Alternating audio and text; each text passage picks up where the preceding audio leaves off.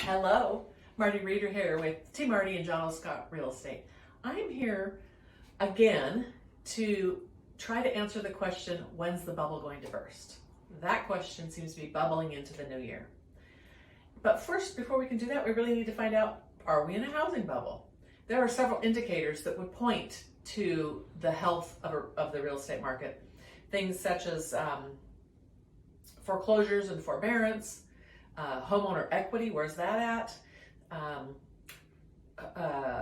Pricing forecast, what are the real estate values going to look like going in the future?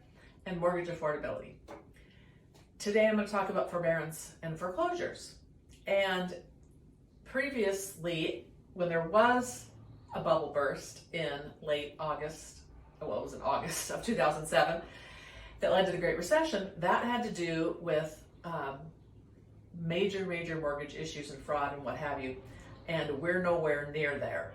The latest problem we've had, of course, has been the pandemic, and there was a forbearance program provided for people who could not get to work, and most of those people have worked themselves out of their forbearance, and then the few that are left, the banks don't want to foreclose, so they're trying to work with those people. So that's great news.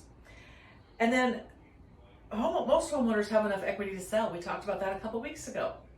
Such great equity in our homes now because of pricing increases. So those people could sell their home. They could pay off that overdue mortgage and the late fees, and then they would have a nut to take with them to their next housing decision. That's more good news. The current market, if they all decide to sell their homes, that few compared to the whole in the last couple of years, we're down to a few. But if they all decide to go into the marketplace, the market can handle 1 million listings and still be healthy. So the question about whether or not the indicator about foreclosures and forbearance, the answer is to the question, what's the status? How are we doing? The answer is very healthy. So there you go.